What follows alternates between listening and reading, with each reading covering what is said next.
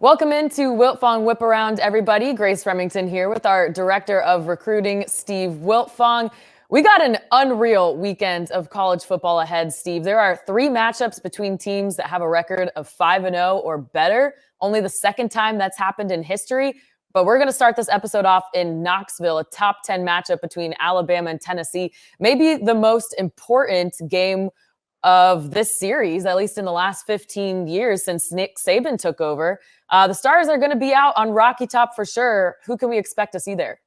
Well, Grace, the last 15 years, Alabama's won this football game, and this seems like an opportunity here. You're talking about Tennessee; they're a program certainly on the rise, but they can go from in a span of just 4 quarters, Grace. They can go from being a team on the rise to being a national title contender, right? And it just seems like a few weeks ago, you and I were talking about this amazing atmosphere that they had for the win over Florida, where they snapped a 5-game winning streak over their SEC East rival there. Now they have Alabama coming to town, and they have some big-time recruiting battles that they're trying to win here to add to a class that's ranked number 9 nationally right now by the 24/7 Sports Composite. No bigger recruit on campus, in my opinion, than the 2 coveted defensive linemen, David Hobbs and Tamari and TJ Parker. I love the way Tennessee's been recruiting on the defensive side of the ball over the last 2 cycles, including this class. But these 2, could ensure that Tennessee is playing a defense at a level that's championship caliber for years to come. David Hobbs, he was at the win over Florida. Him and his family are returning for this game. Alabama and Georgia, the other 2 contenders in his recruitment, they've already proven that they can win it all. Tennessee, they're trying to get to that level. They need players like David Hobbs to be there regularly. And he's obviously incredibly excited about Tennessee. He's going to get a chance to see 2 of his top programs go head-to-head. And then he's taking an official to Alabama next weekend. So this is just another tremendous opportunity for Tennessee to have a tone-setting win or a tone-setting performance in front of him. And then you have Tamari and TJ Parker out of Alabama. He's out of the state of Alabama, Central High there. He's in our top 50 in the top 247, the number 6 defensive lineman nationally. Hobbs is number 5, or maybe they're 4 and 5. But Parker's been trending towards Clemson on the crystal ball, but Tennessee's certainly in the top 2 at the very least. He's excited to see how Tennessee's defense stacks up against Alabama's offense. He also has an official visit scheduled to Tennessee for December. So the Vols, those would be 2 more massive recruiting wins, adding to a class that's already terrific. Obviously, they're going to take their swing at 5-star edge rusher Samuel Mpemba, who's taken his official visit. I really like where Georgia stands with him, but you never know after a weekend like this, particularly if they can snap a 15-game winning streak. Can you imagine the atmosphere that's going to be in that locker room? Finally, they'll have some cigars to pass around. Those cigars have obviously been in the Crimson Tide's locker room every year. Carnell Tate. I was 25 years old, Grace, last time Tennessee won this game, and I just turned 40. It's just wild how long it's been. Carnell Tate, 5-star receiver. Tennessee finished runner-up for him to Ohio State. I think it's a long road up the hill to flip Carnell Tate from Ohio State, but he chose to come to this game instead of Florida's game. We'll see what happens with him. Bison Lang, I still think they're going to land the offensive lineman from Alabama, but he returns after taking his official for the win over Florida. And then last, a couple guys I want to mention, Grace. A couple running backs. That's another need for Tennessee as they shore up what is a terrific class. They obviously have their franchise quarterback and Nico Iamaleava. I think they got some terrific wideouts. Cameron Seldon and Nathan Leacock are guys that are going to keep this number 1 ranked offense in America potent for years to come. But Dante Dowdell, he's a 4-star running back committed to Oregon. Khalifa Keith, who's also from the state of Alabama, who I think is a sneaky, really good get for Kentucky as it stands right now. Those guys are expected as well. So one of those would be a tremendous flip for Tennessee. And then Arian Carter is a 4-star linebacker from in-state. Alabama is the program that I think has the lead for him. He's already been to Alabama for 2 games this year, but he's been to Tennessee for 1. This is his 2nd Tennessee game. He's going to take officials to both later. Currently committed to Memphis, but I think he's going to end up at either Alabama or Tennessee when all said and done. And so kind of similar to Davian Hobbs. Arian Carter, another where this performance could really help Tennessee down the stretch. Another terrific potential linebacker, and Tennessee's linebacker class is awesome. Jeremiah T-Lander and Jalen Smith are guys that are just monsters around the football. 33 tackles for loss for T-Lander last year, 173 tackles for Smith. Those guys are people that can really elevate a defense that's already shown tremendous improvement in year 2 of the Heupel era under Tim Banks. You mentioned our age. I was a toddler the last time Tennessee beat Alabama. So you're right. I haven't even seen a Tennessee team be in this position where there's real playoff implications at the line. And we talked about how electric that atmosphere Florida was. I mean, it's going to be on steroids now. Have you ever seen a team that's like been considered on the rise, Grace, where it's like, it's like a 1 or 2 year rebuild? Like I feel good about the trajectory of Florida's program too, but Tennessee, I've never seen on the rise to maybe being a national title contender happen so fast. This is year 2. I mean, 2 years ago, this was a program that was in the gutter, or less than 2 years ago. Yep. With all the fans riding on the street. Talking to people around the program, it's like it's hard to recruit right now because everyone's killing us on potential sanctions hey, they just grinded through it, took what they had, they've molded their players, they've developed their players. Recruiting is one aspect of it, but people forget about the coaching. The diehard recruitniks forget about how important coaching is sometimes. But man, Tennessee, they got their kids playing hard. They got them improving week to week. This team's playing a lot better now than they did against Pitt. I've never seen a team go from on the rise to potential national title contender so fast. We'll see what these 4 quarters have in store for us this weekend on CBS. Yeah, credit to Josh Heupel. His tempo offense is one of the most exciting to watch in the country. All right, let's go to another top 10 showdown. This one in Ann Arbor, Penn State at Michigan. And this is going to be a fun one. Not only is it a battle for the Big Ten East, but I think we're finally getting to see that Michigan game day atmosphere. They're honoring the 1997 championship team. I heard they're going to have a flyover too. So Michigan had the non-conference schedule, maybe not as exciting, but now you got this big matchup coming in. So that's going to be a fun one. And I was checking out your article, Steve, about this one. There's recruits coming into the Big House ranging from the 2023 class through 2025. And I think you even mentioned someone from the 2026 class might be there.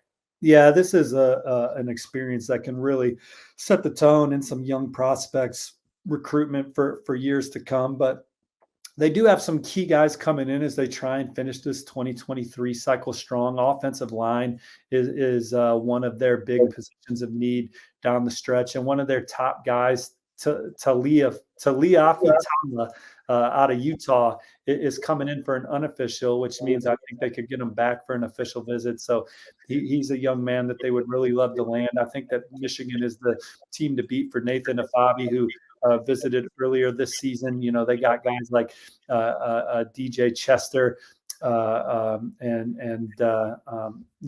they got some prominent offensive linemen coming back later this season. Later on, Spencer Fano, DJ Chester are other major targets, but they would certainly love to land him. Jair Hill from Illinois. The Illini are playing well, so what maybe seemed like a foregone conclusion that Michigan would ultimately land top 247 athlete Jair Hill. The Illini have certainly had a lot to say this fall, but Michigan's been trying to get Hill to campus the last couple of weeks, so we'll see if he shows. But I still like where Michigan stands there. But yes, there's a lot of top 247 recruits and guys with offers for Michigan coming in 2024 and 2025. And it's going to be a great atmosphere.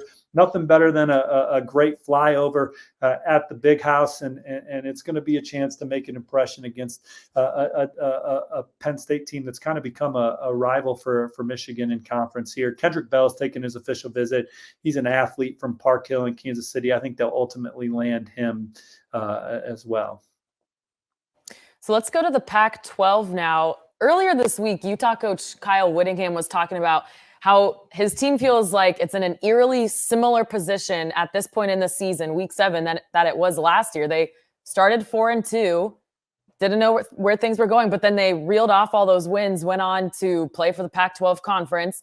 And in the Rose Bowl, now they're 4-2 again, but things are so much different this year. They got to worry about USC. They got to worry about UCLA. Not only that, now he's having one of the biggest recruitment weekends of his coaching tenure with undefeated USC in town. So, Steve, what's going on over here? And Oregon's out there too, a team they manhandled twice last year, playing well. We're going to be talking a lot about Oregon and UCLA next weekend, both of those teams on a bye week before the big showdown in Eugene. But this is a big game in Utah, and this is the what some people are telling me is the biggest recruiting weekend of the Kyle Whittingham era. You know, this is a weekend where they got 8 guys coming to campus, where they're in the middle of it for all of them, if not leading for some of them. And Grace, if they land them all, this will be a top 20 recruiting class for Utah based on looking at last year's recruiting standings and then punching them all into the 24/7 Sports class calculator. But Mikey Matthews is a receiver from Mission Viejo who's coming on an official visit, who's having a tremendous senior year.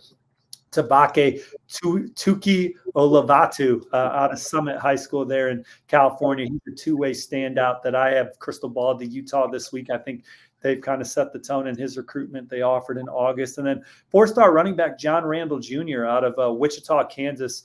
He's a guy that we've talked about on the show before that I think Utah might be the team to beat for him as well. He's averaging like 13 yards per carry as a senior. And then beyond those 3 official visitors, you have Caleb Lomu and Spencer Fano, 2 of the most coveted offensive linemen in the country at this point in the process, returning for unofficials after taking summer officials. Those are guys that Utah certainly has a good chance to land. Smith Snowden is a 4-star cornerback from in-state. That's as high on Utah's board, regardless of position, as any prospect out there. Walker Lyons and Hunter Clegg are a couple top 247 recruits that are currently committed to Stanford that Utah would like to get the spatula out for. And so this is a major recruiting weekend for them in 2023. You look, a lot of these schools have the majority of their recruiting classes done. Utah, they got a lot of spots to fill. They'd love to land these 8 guys. And if they can go out there and beat USC in prime time, USC's at the top of the list for a few of these guys. That would be major for Utah here in the 2023 class. All right, let's do a whip around here. There's a few more schools you're keeping your eye on this weekend. Yeah, let's start with Notre Dame. They have the nation's number 6 recruiting class right now, and it could be a big weekend for the Irish here as they welcome in a couple more coveted 2023 prospects, none more so than Jeremiah Love, who's an explosive guy out of St. Louis, Christian Brothers, 10.7 speed in the 100-meter dash, a very versatile running back that I think could come in at Notre Dame if he does commit to the Irish and compete for early playing time and be a dynamic piece that they're kind of missing in that backfield right now, someone that can score anytime he touches the football. And he's also a proven pass catcher, Grace, so he would bring some versatility in that regard. He's flirted with A&M, he's flirted with Oregon and Georgia, but I think Notre Dame's the team to beat. This will be his second game day visit, took his official in the summer. I wouldn't be surprised if he's in the fold sooner rather than later. And then you have Brandon Hillman, who's a athlete from Portsmouth, Virginia, Churchland High. He did not have a Power 5 offer coming into his senior season, but he's 6'1", 191 pounds. He's got elite change of direction quickness, plays quarterback, but projects at running back, receiver, corner, or safety on the next level. In addition to his tangible, is just an elite leader, a guy that brings a lot of energy. I think he'll probably fall into Notre Dame's secondary somewhere, but again, I would not rule out offense for him. But I think Notre Dame's the one to beat coming into his official visit. They're also trying to flip Christopher Tarrick from Wisconsin. He's coming in for an unofficial visit. Notre Dame is the number 1 class in 2024 right now, early in that cycle, and they're hosting some key guys, including the number 1 receiver in the 24/7 Sports Composite, Ryan Wingo, and then Jeremiah Love's teammate, Jeremiah McClellan, is also coming in, does a couple key 2024s. Much more on Irish 247 regarding that. How about Florida? They have the nation's number 12 class as we start the day. I think it's going to be number 8 by the time this video goes public, because Dijon Johnson is a top 247 cornerback that's committing later on Thursday, and Bryce Thornton's a safety committing later on Thursday. I think they're both going to pick the Gators. Florida recruiting defense at a level that they need to compete with Georgia, Alabama, Texas A&M, maybe even Tennessee, like we talked about. Florida on the rise. But some other key guys coming in this weekend. Bryce Thornton's one of them, but again, he's committing on Thursday later today. But 5-star defensive lineman James Smith, 24/7 Sports Composite 5-star edge Quay Rusaw take their official visits. I like where Alabama stands with both of them, Grace, but I view Florida as the biggest challenger. Maybe Cormani McClain makes it to campus, the number one cornerback in the land. I like where Florida stands coming in as they battle Alabama and others for him. Talk to a source about Cormani on Wednesday night, and they say he could pop up at any time at any one of his favorites, which also includes Miami. He canceled his Alabama visit this past weekend. I expect that to get rescheduled at some point. Anytime Alabama's lurking, you get nervous. Florida has proven that they can beat Alabama for recruits under Billy Napier. They've proven they can beat Georgia for recruits. Lance and I talked about that on Whiparound on Monday. But Cormani McClain would be big. Obviously, James Smith and Quay Rusaw would be massive to go what they already have in the fold. And then TCU, Grace, they're playing a big game against Oklahoma State. They're going to have some top 247 2024s on campus, headlined by Colin Simmons, the number 2 player in the state for the composite. I like LSU for Simmons right now, but here's the thing with TCU. They have the number 25 class in 2023, Grace. The way they've started this season, the phone lines, they're talking to blue chippers committed elsewhere. I wouldn't be surprised if we see a couple of those guys pop up this weekend or later in the season. So stay tuned to our TCU site. Stay tuned to Whiparound and our recruiting show and all our platforms, because TCU, their exciting start to the season is definitely carrying over to the recruiting trail as they look for their first top 25 class in a few cycles. All right, wins going a long way. Let's talk about the 2024 quarterback class. Ryan Puglisi is ready to commit. And Jaden Davis, also a top 10 player in that class, will be at Tennessee this weekend. So give us the latest on those two, but also how will their commitments affect the rest of the signal callers in this 24 class? Yeah, so Ryan Puglisi told our colleague Brian Doan recently that he's nearing a college decision. He's visiting Georgia this weekend. Georgia's trending on the 24/7 Sports Crystal Ball with picks from Doan, Dogs 247 Insider, Rusty Mandel, and myself. 6'3", 205 pounds. He camped at Alabama and Georgia this summer and left both with an offer. Todd Monken and his offense and his relationship that he's built with Monken and Buster Faulkner, I think it put Georgia in the driver's seat. Loves that offense, loves how a quarterback can be developed. You see the way Stetson Bennett has gotten better each year under those guys. I think that speaks to Ryan Puglisi. I think that they're the team to beat. It would not be surprising if he is in the fold for Georgia in the near future, which Georgia has the number 4 class early in the 2024 cycle, 4 commits, the number 1 tight end in the land, Landon Thomas, a dynamic receiver in Nykar. They just landed a slot receiver in Sokovie White. And they have a top 247 running back in Tovani Mizell. Now maybe they get their quarterback. What makes that interesting is they just had Jaden Davis on campus. He's the number 2 quarterback in the country for the top 247 and the 24/7 Sports Composite. And if you would have asked me last week who I thought the main players were for him, I would have told you Michigan and Georgia.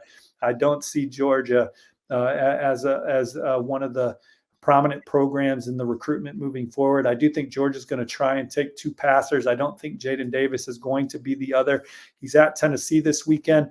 I think that he is very excited about Tennessee and what they're doing offensively and their coaching staff, from Coach Halsey to Coach Golish to obviously Coach Heupel.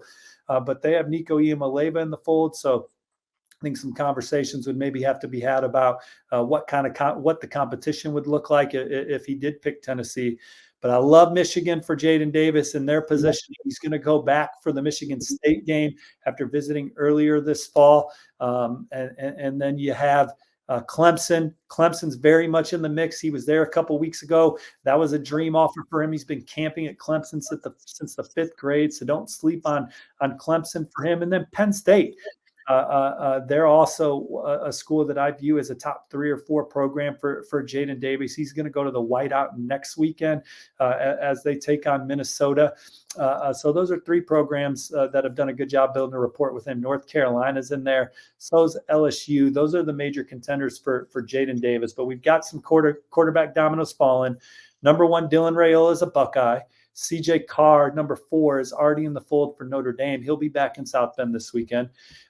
Dante Reno is committed to South Carolina. Perhaps Puglisi's off the board to Georgia soon, and maybe that accelerates the decision-making for a guy like Julian Sayin, who's going to be at Alabama, was recently at Georgia himself. or excuse me, was recently at LSU. So these 2024 quarterback dominoes are starting to rock and roll. DJ Lagway's at Florida this weekend, a composite 5-star from Willis, Texas. The Gators are all in on DJ Lagway as they try and find their franchise quarterback grace to go with the way that they're really recruiting in 2023. They have Marcus Stokes committed from State, who they flipped from Penn State, but they need to keep loading up at quarterback if they're going to be a legit national title contender. It is time on Wiltfong Whiparound for Steve to answer your mailbag questions. Thank you, everyone who sent a question in. And remember, if we didn't pick you this week, keep sending them in because we will get to you eventually. Steve, let's start off at the capstone. What are you hearing about 5-star edge Keon Keeley after his visit to Alabama? And do you believe he'll be taking any more visits? Well, I talked to his mom on Wednesday evening, and she told me the visit to Alabama was supposed to be his last visit of the process. And she reiterated now it's, well, she had told me before the Alabama visit they would take it, and then they would take a couple weeks to figure things out. And she reiterated last night that was supposed to be his last visit. But then she did put in the caveat, a 17-year-old's mind can change in an instant. And so who knows if he'll pop up somewhere else. Obviously, Florida would love to get him back to campus. Certainly Ohio State would provide some recruiting tickets if he wanted to, and Alabama. So those are the 3 schools I'm looking at. I've not heard anything to make me move my prediction from Alabama to Ohio State. Certainly the Buckeyes, 2 visits there in September for night game wins over Notre Dame and Wisconsin. His relationship with Larry Johnson, Ryan Day and company, who visited the Sunshine State the first day on the road of their bye week to see Keon Keeley, to see fellow 5-star edge Damon Wilson. But I'm still riding with Alabama. His family spent a lot of time with Will Anderson and Will Anderson's family. The recruits are certainly working hard and building a good rapport with him. And he loves Alabama's player development as well and fits in there. It's not going to be an easy decision for him. He's a guy that can fit in anywhere. And that's another reason why he's so highly coveted outside of being an electric pass rusher. Alabama and Ohio State are the 2 I'm looking the hardest at for him right now. I'm still riding with Alabama and them adding him to a class that's ranked number 1 nationally right now. And Keon Keeley would likely take Will Anderson's spot if Anderson decides to go pro. So what a mentor he has there on that visit. Next question. Has Michigan State's poor play this season caused any loss in momentum for Mel Tucker and his staff on the recruiting trail? Well, they've had some decommitments. They lost Demetrius Bell, who's a 4-star athlete from Nashville, Tennessee, who was at Kentucky last weekend. They lost 4-star offensive lineman Clay Wedden, who's starting to trend towards Auburn on the 24/7 Sports Crystal Ball. But I don't know if that's more just normal recruiting attrition at this point that every school kind of faces. They have 1 or 2, or if this is a theme, we'll see. And they still have the nation's number 24 class as Michigan State tries to get its 2nd straight top 25 class under Mel Tucker and company. 13 commits, so pound for pound, it's really good, particularly on the defensive side of the ball.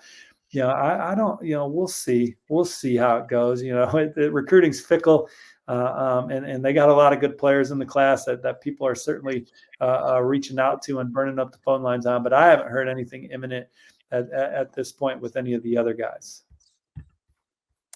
Okay, Louisville's 2023 class ranks in the top 20, highlighted by the nation's number 1 running back, Ruben Owens. But with the Cardinals' 3-3 start, should they be worried about the future of this class?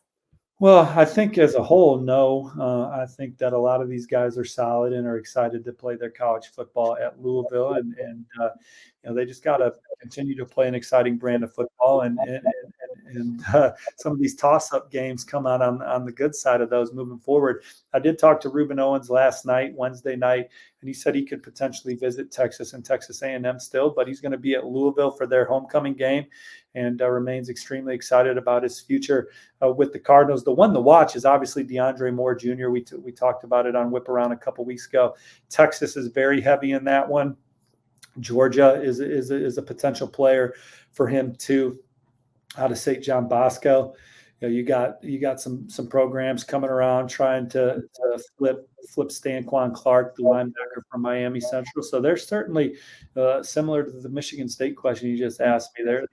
Louisville's going to have to protect what's theirs. They're also in it for some big time guys moving forward, like Ruben Bain, an edge rusher who just dropped his top 6. So, these kids love the Louisville staff, and they just got to play winning football the rest of the season. We'll see what happens. But DeAndre Moore is the one I'm most nervous for them about right now.